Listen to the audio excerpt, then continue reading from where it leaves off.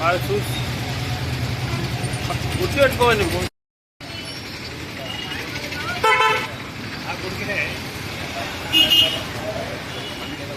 మంది కాదు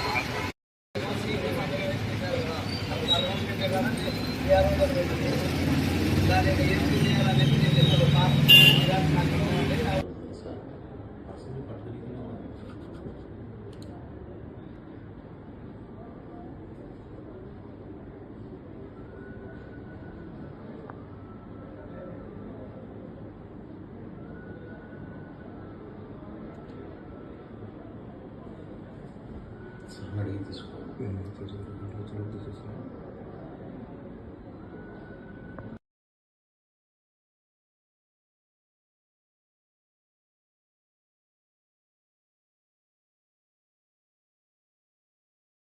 నా పేరు వి శ్రీనివాసులు ఆచారి, నందికొట్కూరు.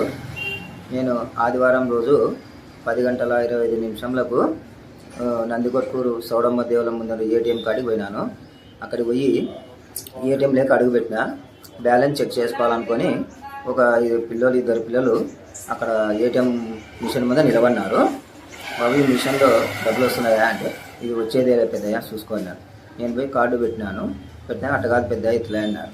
అంటే సరే పైన చెప్పన్నాను. ఇట్లా వంగి నేను ఏటీఎం కార్డు పోయినాను.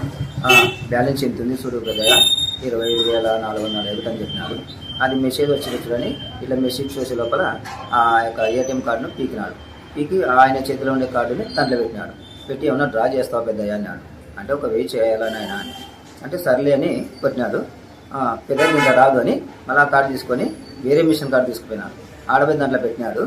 పెట్టి వచ్చి నేను ఇప్పుడు డబ్బులు వచ్చేసి కదా నేను వెళ్ళిపోతున్నా అని చూసాను. నేను అంతవరకు నేను ఆ పిల్లని కూడా గమనించుకోలేను సరిగా.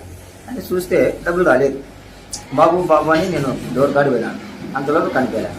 మళ్ళీ ఇక్కడ ఏటీఎం కార్డు కోసం వస్తే లేదు. మళ్ళీ పక్కన అబ్బాయి నుండి బాబు దీంట్లో ఏమో డబ్బులు వస్తుందంటే ఆ పిల్లలు కూడా చూసినాడు.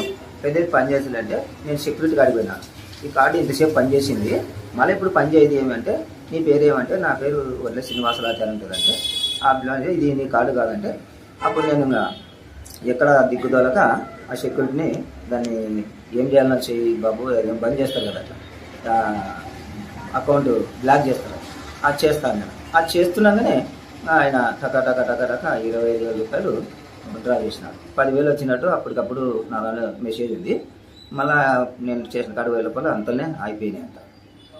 ఇది పోయి పోలీస్ స్టేషన్కి పోయినా. అక్కడ పోయి కంప్లైంట్ కూడా ఇచ్చినాను.